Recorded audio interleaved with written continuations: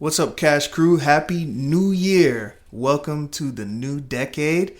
And with a new decade, we got to reminisce a little bit. We're going to go back all the way back to 2010 and talk about the decade in sports. Vlad, how you been? Happy New Year. I'm good. Happy New Year to everyone. We got a different episode, a special episode this week. Again, like KD said, we just want to do what we call a little recap. All the memories that we remember from this past decade, all the big highlights, the big transcending things that happen in all the leagues. So this episode, kick back and listen up. We just, we're going to elaborate on our personal opinions on all the stuff we remember from the past decade. All right, so let's start here. What was the most dominant team? And of course, we're talking about NFL and NBA. I don't know nothing about baseball, really. So we're going to talk about NFL and NBA. What was the most dominant team since 2010, from 2010 to 2020 for you? Well, for me, I'm going to do NFL first. I'm going to say most dominant player in the NFL. I'm going to go with Aaron Rodgers. Okay. Just only because, yes, he's had a couple of injuries here and there, but Aaron Rodgers never had a stacked team every year. But Aaron Rodgers has proved to us, year in, year out, he puts up the big numbers, doesn't throw a lot of picks, and he can say, hey, I can get you, don't matter. Can you catch? Come play with me. And he wins games. So I'm taking Aaron Rodgers. Most dominant team in the NFL. Hate to say it, but I'm going to have to go with the New England Patriots in the NFL. They got, I think, 3 Super Bowl wins in this past decade. So you can't bet against that. I'm going with New England Patriots. Yeah, so team and player, of course, I'm going to go with Tom Brady and the New England Patriots. Not necessarily a fan of that team. Not a fan at all of that team. But you got to recognize 3 championships within the decade. And they've gone to more than that. So and they ran into a buzzsaw in the Eagles. So I got to go with Tom Brady, most dominant player in the NFL, and then, of course, the Patriots. Because for me, I'm going to put – I know Aaron Rodgers has the stats, but he only has 1 ring in that whole decade. So I'm going to go with Tom Brady. Fair enough. What is your most dominant team and player in the NBA? Well, for NBA, I think it's no clue here.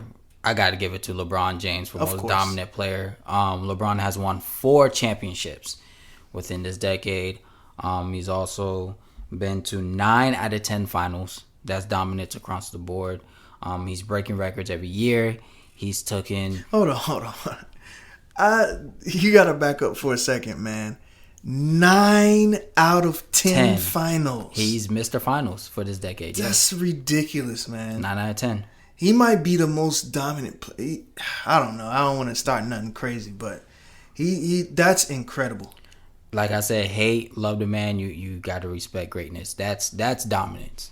I mean, yeah, I don't think we're going to see that anytime soon. And honestly, it was 9 straight until obviously that injury 2 years ago when he pulled his groin in Golden State on Christmas Day. But and then he went right back. And then the next year got AD and went back to the finals and won it. But yeah, winning 4 championships in this decade, taking 3 different teams to the finals in this decade, winning 4 MVP finals in this decade, and going to add 9 out of 10.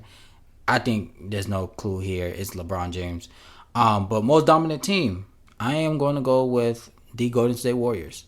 Yep. I agree with that one. Going to 5 championships. Obviously, they won 3 out of 5. But I don't think we're going to see another dominant team like this in a very long time. As far as, you got obviously the most dominant backcourt with Klay and Steph, probably the best 2 shooters ever. Then you had one of the best scorers in the probably ever in Kevin Durant, and all of them was in their prime. Yeah. At the same time. So I'm going with the Golden State Warriors. 3 championships out of 5 years. Dominance. Yeah, I can't. Actually, I would go with both of the same. LeBron, of course, most dominant. And then, of course, Golden State, most dominant team. That was a fun 5 years. I was hoping maybe LeBron stayed with Miami for a little bit longer. Maybe we would have seen something crazy with them going head to head, but it is what it is. So I agree with those. But then again, if he stayed in Miami, Kevin Durant might have not went to Golden State. Well, they didn't really need him. I mean, well, yeah, they were winning before him. No, they needed him because they lost in 2016. So true. Draymond called Kevin Durant in the parking lot and said, "Hey, we can't lose to LeBron again." But yeah, definitely Golden State most dominant. But what's your most, I guess, memorable performance, individual and team? Ooh, that's most memorable. I guess I'm biased for this because in the NFL, most memorable performance for me is going to be the Eagles against the Patriots in 2000. What was that? 2018? 17. 17? I feel so long ago. So that's going to be most memorable for me just because of the way that they did it. We haven't seen the Patriots and ever since until this season, really. We haven't seen them get stomped so hard in a championship game. So that was thrilling. And then on top of that, I was at my best man's house, and then we were laughing in his face because he's a Patriots fan. So that was the most memorable performance for a team for me in the NFL. And you said team as well, or player as well? Player, yeah. Player is tough. Player, I might have to get a rain check on that one because I can't really. Nothing. Yeah, that's a hard one. Nothing for the NFL anyway. I'm sure there's many of them, but I can't think of one right now. Okay. Well, for me, I agree. I might be biased again. I'm definitely going to take the Philadelphia Eagles for most memorable performance. Backup quarterback. We caught a hot streak going into the playoffs. Nick Foles played almost perfect throughout the playoffs. We went against a elite team in the Patriots, and it was a shootout. It wasn't even, a low-scoring game. I think both teams scored over 40. Nick Foles played well, and the Philly special. We put out a play in our playbook that nobody saw coming. Even I didn't even see that coming. So that's definitely a performance that will definitely stick out. As far as individual performance in the NFL for player, there's a few. Wow, I'm going to go with, I don't remember the numbers, but I remember there was a game, I think J.J. Watt had maybe 4 or 5 sacks in the game. For those that play football or DN, that's hard to do. Some people don't even get 4 or 5 sacks in a season. Facts. Obviously, Brady is in there. I believe there was a year where Brady threw 50 touchdowns plus. And then also, I don't know if you guys remember this.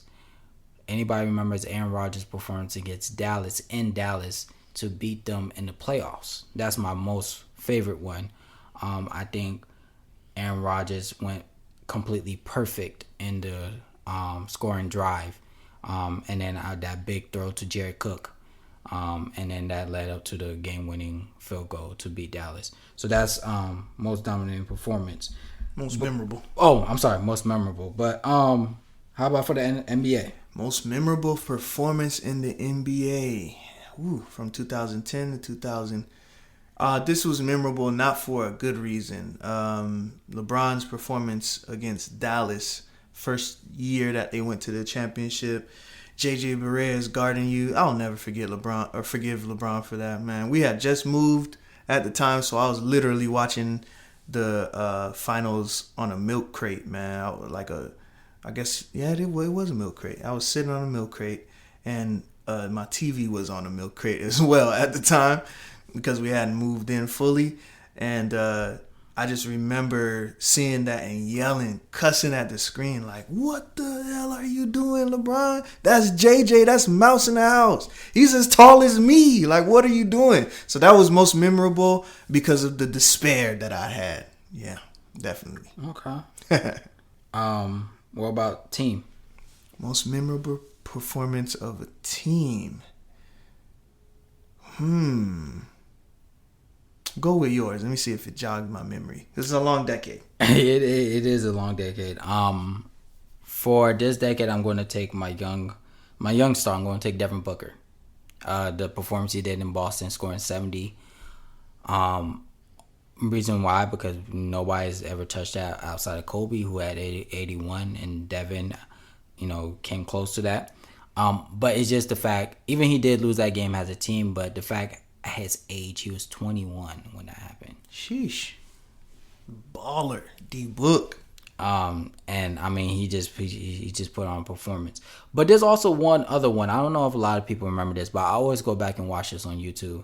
There's a performance, and if you're a Knicks fan, you're gonna enjoy this one. There's a performance Mr. Carmelo Anthony did. It was an April game in Madison Square Garden against Chicago. I'm going to give you a recap of kind of a play-by-play how it happened. So Melo, Knicks are down by 3. Melo goes to the right elbow, shoots a 3 over Luol Deng, ties it up, sends it to overtime. Fast forward, they're in overtime. Melo calls for the ball, goes to the same spot, does the same move over Taj Gibson to win the game. And I think Melo had about maybe 36 that game. But that game really showed the ability of Melo. He did post-ups, pull-ups, 1 dribble, 2 dribble pull-ups. He drove to the lane and once. He dunked on people. He was shooting the 3 ball. He was assisting. I mean, his offense repertoire was on display that whole game, and that was one of my favorite performances by Melo this decade. But okay, I got one. Okay. This spans a couple. I had to look it up to make sure I got my dates correct. 2013, Miami went on a 27-game winning streak. I remember that. And what made it so thrilling and memorable for me, of course, I'm going to remember this because I'm a fan, obviously, but what made it so memorable is how they won. Because they had to wear that black hat, everybody hated them no matter. I still, to this day, I haven't seen the level of hate from city to city to city. I imagine it had to get really tiring for those guys. Like, absolutely, bruh, like, come on, we just playing basketball, but they really started a trend, and with LeBron with his decision, which we'll talk about a little bit later. But 27 games, it just felt like that was a one time that I felt like my team could never lose. Like, I really felt like they were unbeatable and they might go the distance. So that was very memorable for me, for real. So 2013. That's your team performance. Yep, team performance. Me, I think this is a no-brainer. I'm going to have to go with the 2016 Cavaliers. Okay. I don't think we ever seen, or we might not ever see, something like this. Just the magnitude. Think about what happened. That year, Kobe retired, right? Now that I speak of it, I might put Kobe as performance, because scoring 60 on your last game going out on your farewell tour, that was, even he took like 50-some shots, but man, goosebumps. Yeah. Hair raising. But yeah, that year, Kobe ends up retiring. Golden State goes 73-9. Sheesh. Golden State washes everybody in the playoffs, right? Goes to the finals, up 2-0, then end up going up 3-1. Cleveland is going to Oakland for Game 5 and 7. For those that watched the finals, you guys know what happened. For those that didn't, I watch every game, by the way, from start to finish. Even to this day, I catch myself watching Game 5, 6, and 7 because just the performance, like, you literally had to play, and LeBron said it, they had to play perfect. 3 games in a row against the best team on record in history. Was that when he blocked Iguodala? That is when he blocked Iguodala. We were at a wedding. We were in Miami at crap. That wasn't that year. It wasn't? It wasn't that year. No. Was it the next year? It was. I know what year you're talking about. LeBron was in Miami the year we was in Miami and watching the game. But we weren't in Miami. I know what you're talking about. We was in Orlando and we were watching Game 5 at your cousin's house. Oh, okay. I remember that because we came back to Atlanta that evening after the game. Okay. At midnight. I remember. But yes, we were in Florida, but not in Miami. But yeah, I don't think. I mean, just the performance. They played both ends of the ball. Kyrie Irving, LeBron. Man, what could have been if they stayed together. Man, I mean, I know we got great performances from Shaq and Kobe and, Kobe and Powell and so on, but just the magnitude. Think about it, 7-3-9. Golden State had 2 games on their floor, and just the way Game 7 ended was it was magical. The block, the Kyrie Irving in and out through the legs over Curry for the three. And then at the end, the Kevin Love stop on Curry, so you can't get the 3-point shot off. It was just, magical after magical performances and multiple 40-point games from both players. Did I give individual? You did not. Okay, individual, I would go with LeBron against Boston, Game 6. Woo! Devil Bron, yes, Devil Bron. 2012. Yes, sir. Okay, so let's touch base on that one. Yes, sir. So the terms of that one was the second year of Miami. Mm-hmm. I think there was talks that if you guys had lost, you guys were going to break up the Big Three. Yeah. And for those that have been following LeBron's career, he's fell short to Boston for the past that was about to be the third year. Mm-hmm. With different teams. And because Boston had sent him to Miami first place. Correct. And I think Miami was down 3-2. I'm looking it up right now. Yeah, it was 3-2. Game 6. Yeah, Game 6. Right. Yeah, they were down 3-2 going into Game 6, and LeBron does what? Since that's your performance. Let me pull it up. Hold on. I know he had 45. Here we go. 45. Looking at it now, it's ridiculous. Legacy on the line, man. 45 points, 15 rebounds, 5 assists.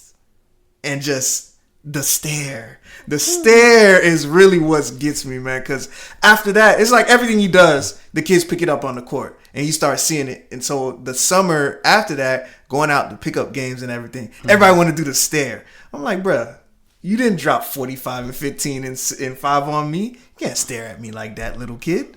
But yes, 45. And then I think the stat that's the craziest, he shot 73.1% from the field.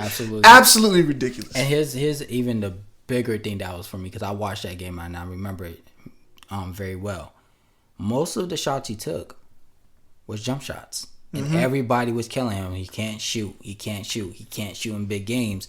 And not only he shot it on probably, to him, what he said, probably one of the biggest games of his career. Because I think that game was going to make or break. Yeah. It was a legacy performance. It was a legacy performance. So, he came out the gate cashing in mid-range, post-up. I mean, he did have a couple dunks and layups here and there, but he put on, that was definitely an offensive performance by LeBron. But I feel like for people who really watched the Heat that season or had been following, you knew something was happening. Because usually LeBron, redemption before year. games, he's kind of jolly, but he was like focused. He looked kind of angry before the game. So I was like, something might go down tonight. And I didn't expect that, but I don't think anyone can expect 45, 15, and 5. That was definitely, now that you said it, that was definitely probably performance of the decade for real. Because, wow, that changed. I think that changed his career. Yeah, after that point, he became a whole different player. But let's move on. So obviously that's the highs, but let's go to the lows. Most disappointing player and team of the decade. Where we starting, NFL or NBA? Either or. Let's start with the NBA. Most disappointing player in the NBA from 2010 to 2020. Wow. That's a tough one. Do you have one in mind? I have a few. Go ahead. A few. So, for those who know me for a while, and for those that really know me as a hoop head, as much as I praise LeBron, I'm going to say this on air. In 2003, I was an advocate. LeBron was not my favorite player coming out of that draft. What? And I didn't even think LeBron was the best player coming out of that draft at that time. Why would you admit such a thing? I'm honest. I'm an honest guy. I remember I was actually playing school ball during that time. And believe it or not, Mr. Carmelo Anthony was my favorite player coming out of that draft. And I thought he was the better player because he had a more all-around game coming in. LeBron was very athletic, yes. He could jump out the gym. He could pass very well. He could play defense. But to me, especially if you guys remember Carmelo's performance in that tournament to win the championship at Syracuse, Melo had the whole complete package. Yeah. He still was very athletic coming into the league. He could shoot. He had a pro game. He had a pro body. So Carmelo Anthony, and believe it or not, Carmelo Anthony is still my favorite player to this day. I'm a big LeBron fan, but if you was to ask me, yes, Carmelo Anthony is my favorite player. So I'm going to go with Carmelo Anthony first, only because he has not won a ring. He's done, and obviously he hasn't got an MVP trophy either, but he's done everything else. Olympics, scoring title, all that good stuff. But I would love to see Carmelo Anthony have at least got one ring. I'm going to go in a different direction because we talked about this before we got on the air. Rather than most disappointing team or player, I'm just going to go most disappointing thing that just happened in the NBA. The veto. The veto of the Chris Paul trade to the Lakers. Yes, 2011. If you loved the NBA, you were mad. Absolutely. I remember I was working at Dick's Sporting Goods. Mm-hmm. My man J-Rack was working with me there too, Jonathan. And we were talking about how we had the screens up there. So we saw that the veto came in. And that's when the NBA had owned the Hornets for a little bit and vetoed the trade. Oh, man. Talk about disappointing. You want to see great things happen. You want to see how your team lines up against great, and to see how Chris Paul is still playing today with the Phoenix Suns and how he's raised their level of play to now they're 5-1. Yeah, 5-1. And the Sixers are 5-1. So East and West there, surprising team. So I'm just like, man, what could have been? I think with him and Kobe. Whoo, and two Powell. Bulldogs and Powell. Oh man, we got robbed. NBA fans got robbed. We were robbed. I mean, even still to this day, the details of that, why that went down, still like wild. That, I don't understand why they allowed that to happen. I think Chris Paul would definitely have a championship on his ring, at least one. Mm-hmm. And Kobe might have had one or two more championships. Facts. I think it has to do with the small market team discussion. You know, for the NBA, they knew if they let Chris Paul go to the Lakers, the Hornets would pretty much be done with. But okay, that's most disappointing for me. Most disappointing team, I'm going to go with. Be honest with you, I got two. The first talking about NFL or NBA? NBA still. NBA, gotcha. The first one was Lob City. For all the hype they had, they was on ESPN, TNT every night. And if you look at the roster, they had a good roster. Matt Barnes, Blake Griffin, DeAndre Jordan, Chris Paul, JJ Redick. At one point, Caron Butler. I mean, they had a squad. Yeah, they did. And for the way they just dropped egg after egg, year after year, was pretty disappointing. I don't know why Lob City failed so hard. I thought they were. I mean, honest, when that veto happened and Chris Paul was going to the Clippers, I said, oh shoot, they might dethrone the Lakers as team of LA. Mm-hmm. That didn't happen. But I'm going for the Los Angeles Clippers for that decade. We got to talk about OKC, man, because I was just about to get into it too. We got to talk. Go ahead. Got to talk about OKC. Okay, so for those that remember, OKC did something that a lot of teams are not able to do.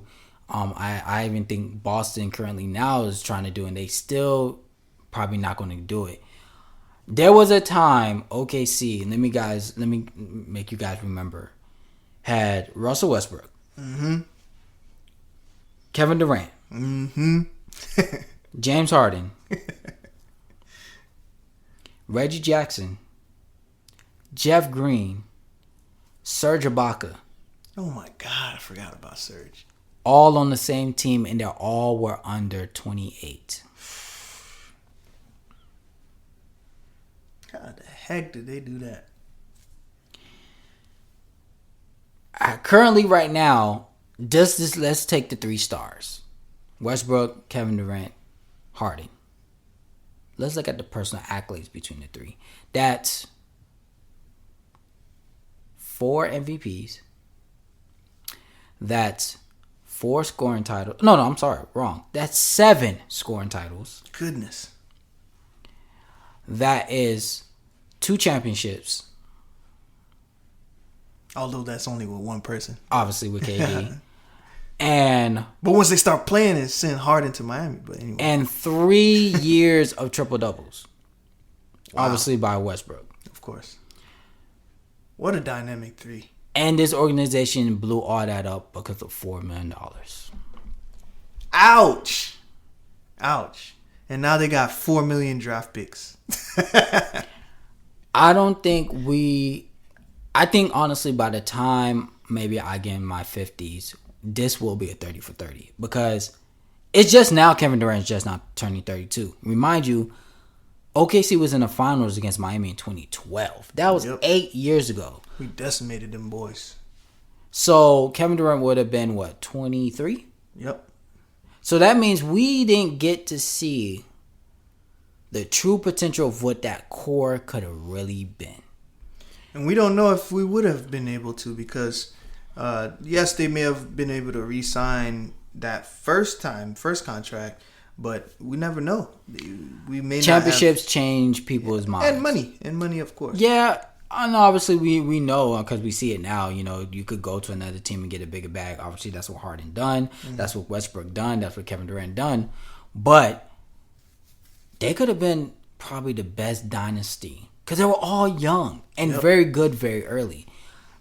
I think it could have been one of the best dynasties that we never got to see. I would have paid them whatever they were asking, but I don't see why not. Who knows? But for NFL, who do you have? What are we talking about? Most disappointing team and player? Oh, that's easy. Dallas Cowboys. By a mile. Dallas Cowboys, and I'll throw in the player as well, Tony Romo. Okay. It's just because, unfortunately, he played for Dallas Cowboys, but then he turned it around and got into the booth, and he's a star in the booth. That's what he was born to do. I don't know why he played quarterback, but Dallas Cowboys, for all you Dallas Cowboys fans out there, you know how it feels to be you. Sucks to suck. So I'm taking Dallas Cowboys, obviously, only because every year, on paper, the Cowboys fans, oh man, we're going to take it this year. We're going to take it this year. And they do have a nice team on paper every year. You have the quarterback, you got the receivers, you got the running back, but then you end up 7-9 and 8-8 and first round every single year. I don't get it. You know, Jerry Jones is spending all this money and there's no Super Bowls to show for it. So definitely the Dallas Cowboys. But most disappointing player, in the NFL, this one's going to shock a lot of people, and not because of his performance, only because I don't think he got to really show us everything, and I'm going to go with Megatron.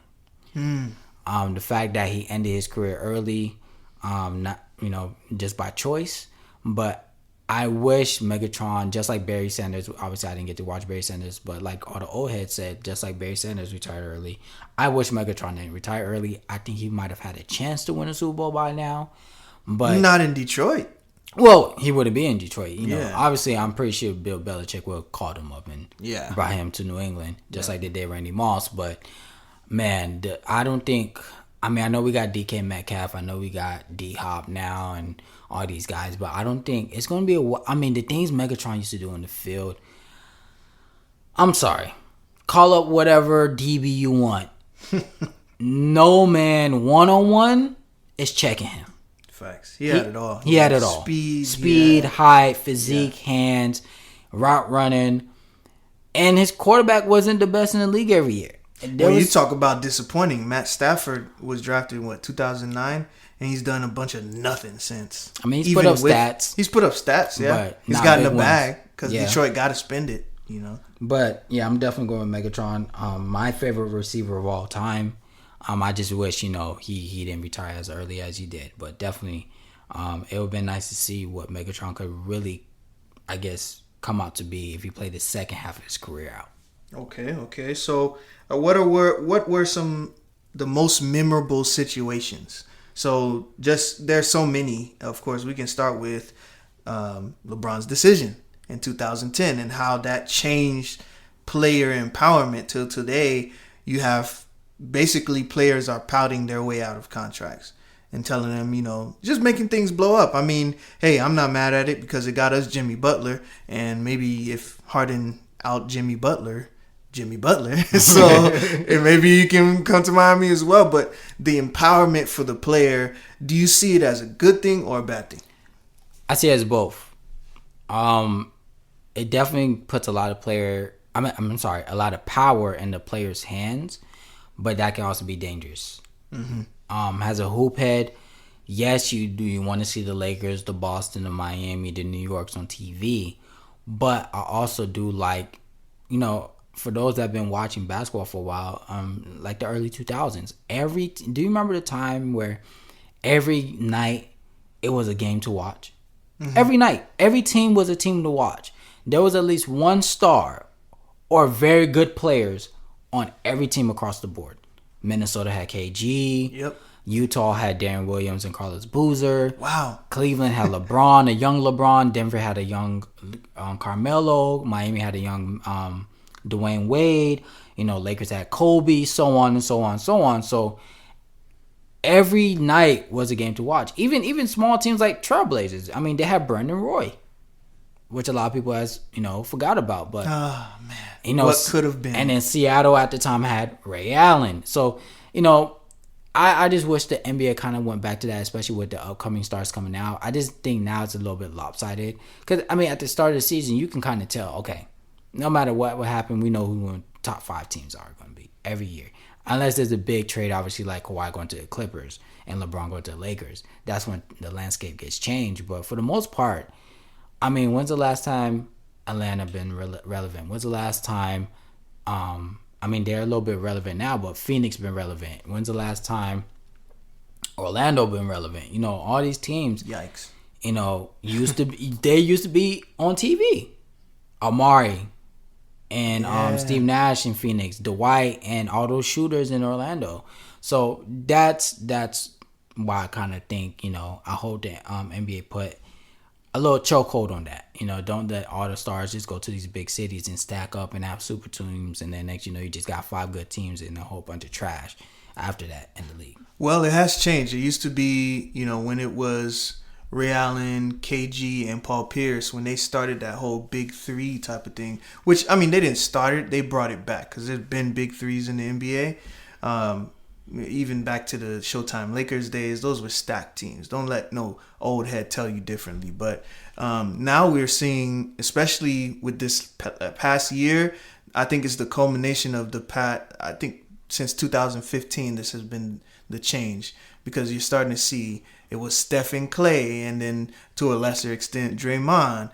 Mm-hmm. Then now we're seeing LeBron and AD. Actually, before that was LeBron and Kyrie. Yep. And then now we see LeBron and AD. Wade and Shaq, was a little bit before. But that was, it was, you're starting to see we're going to a 2-star league with a lot of good pieces around. Which I like. Which is fine to me. I like it. Because then you got a lot more teams that can play well. Absolutely.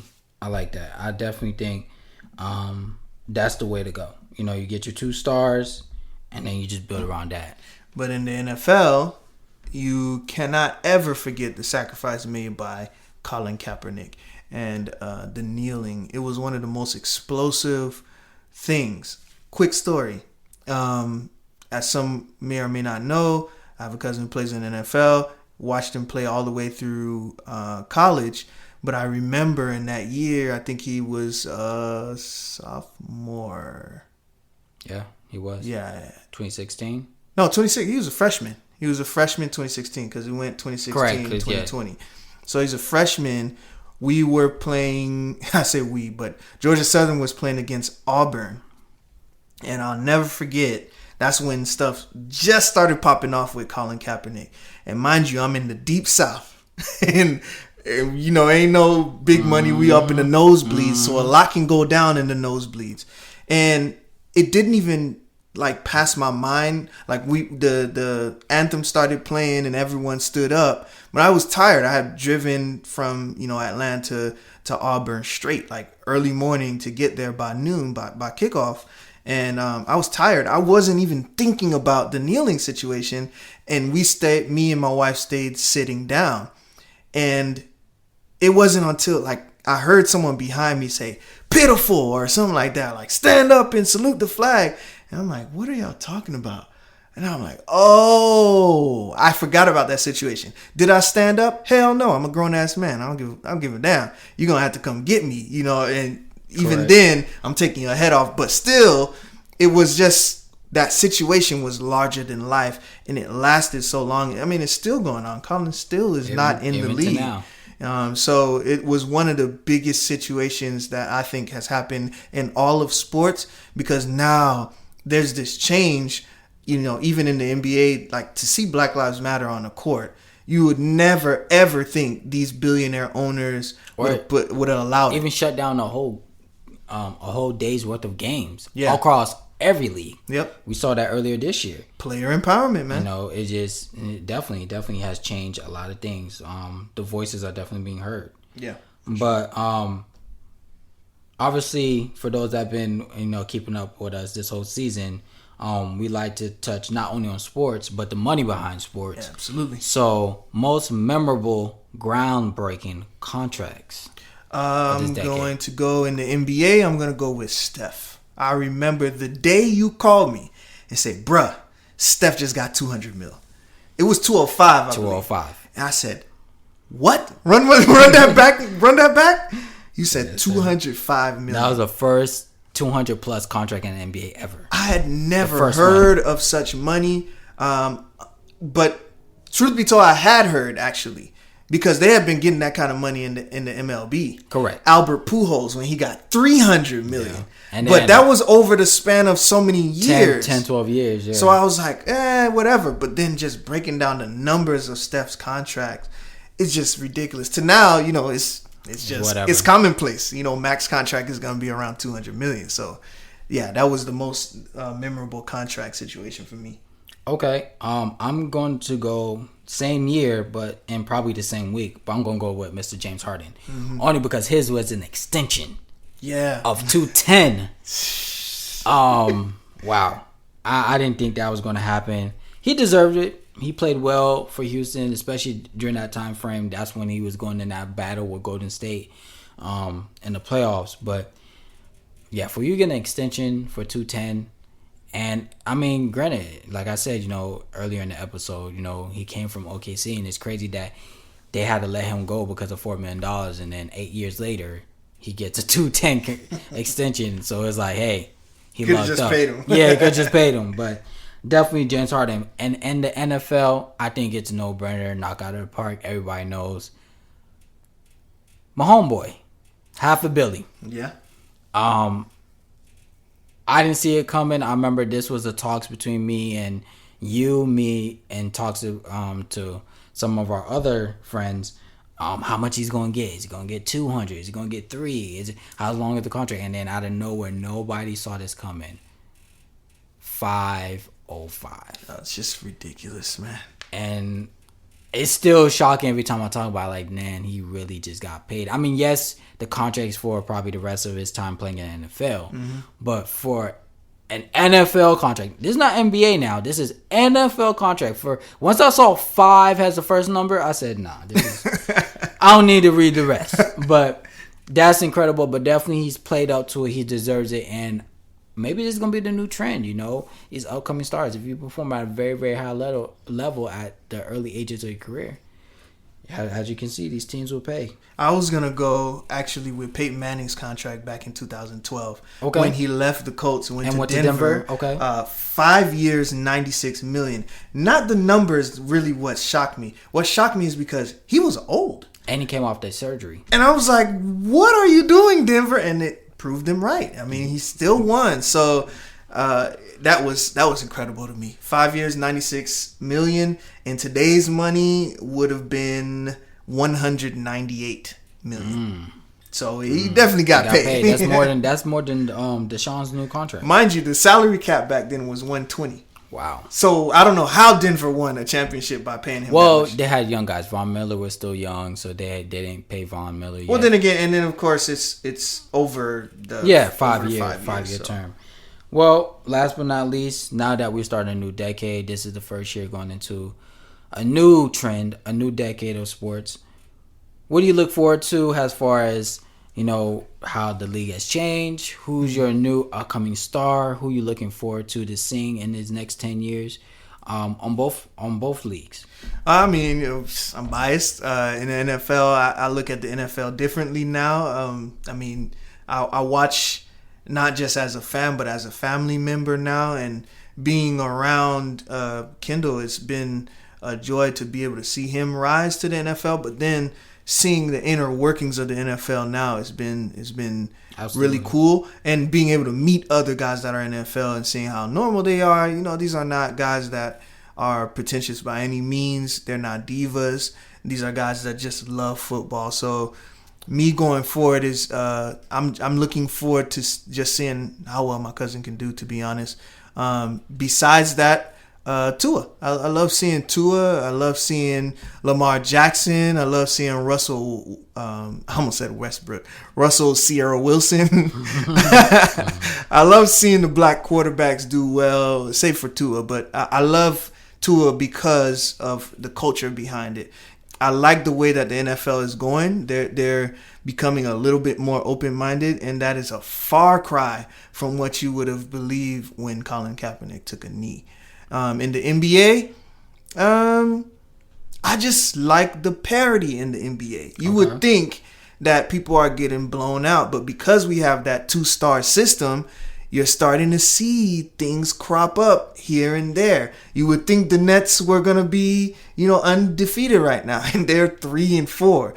And so it's just a lot of parity. A lot of that has to do with the last season, but it's cool to see all these young guys. I think the best thing for me, I can't really single out one person for sure, but I just like seeing that these guys are coming from college ready to go. I guess I would talk about Tyler Hero. When you think about the Miami Heat, they don't play rookies. Last rookie they played was, some guy who wore number 3 who's going to be a Hall of Famer someday. But that was the last guy. And to see that they're playing Tyler Hero and starting him now, so that's a good thing. But also in the rest of the league, you got guys like Calipari that's telling you, hey, plug and play. Just put my guys in there and they're ready to play. So that's exciting because ain't nobody got time for rookies sucking. Nobody want to see that. I agree. For me, in the NFL side, I'm going to go with the emergence of the black quarterback. Mm-hmm. I think this is the first time, and probably ever, we've seen not only black quarterbacks as starters, but black quarterbacks excelling in let's be honest, a white dominant league. Not only that, a white dominant position. Correct. I'm definitely looking forward towards the next decade. And as far as player, again, Pat Mahomes. He's wowed me. He's still wowing me. And the only reason I'm picking Pat is, one, I want him to beat Brady's record. I want him to get 6 rings or more. But I just really want to see how long is he going to play at this very, very elite level. Like I said, Aaron Rodgers is my favorite quarterback. Obviously, Aaron Rodgers' career is coming to an end very soon, so now it's time for a new change, a new face. And Pat Mahomes is that guy for me. What he's done already, the excitement he brings to the game, but he just seems like a great team player. Yeah. So Pat Mahomes. And the NBA, I agree. I kind of like what the NBA is now going back to. The big three phase was cool, but it got kind of dull because obviously we knew who was going to be in the finals every year. Then the super team thing where Golden State happened, and that got washed out. But now it's kind of a little bit more balanced. The young guys are growing up really fast. The more vets are still there, but it's a little bit more balanced now. The East is coming back a little bit stronger every year. And that 2-star or 2 superstar tandem with a lot of good role players, I think is just perfect what the league needs. But the face of the league, once Mr. LeBron leaves, which is going to be a very, very sad day in the league, I'm going to go with 2 guys. And I keep going back and forth who's going to take the throne, but I guess it would just come down to who wins the championship first. I'm going to go with Luka Doncic and Jason Tatum. As my 2 faces. No Zion? No Zion. Wow. No Zion. I'm going to go with those 2 guys as far as the face of the league once LeBron leaves. Well, I guess it depends. For me, it depends on, to be honest, what the NBA wants. And the NBA truly, truly wants Zion to be the face of the league. I don't believe he's going to be. Something about Zion, to me, is off. I think he's going to be a productive player. Don't get me wrong. But something he doesn't scream it guy. He doesn't have that charisma. He doesn't inspire mystery to me. Like, I'm not awestruck watching Zion. It's like a football player playing basketball. He is something that we haven't seen before, but I can't see it. So I do like Luka. I am very interested to see how far Devin Booker can go. Very interested, and I'm glad they got CP3. So I'm looking forward to see how many points he can score over his lifetime. Unfortunately, I don't think he's gonna win any championships, but hey, you never know. What team you got to look forward to this year, as far as maybe that new contender team or even dominant team? I know it's still early. The decade just started, but yeah. Of course, I would say Miami, but I'm trying to think of someone else, another team. Who you got? Let me think.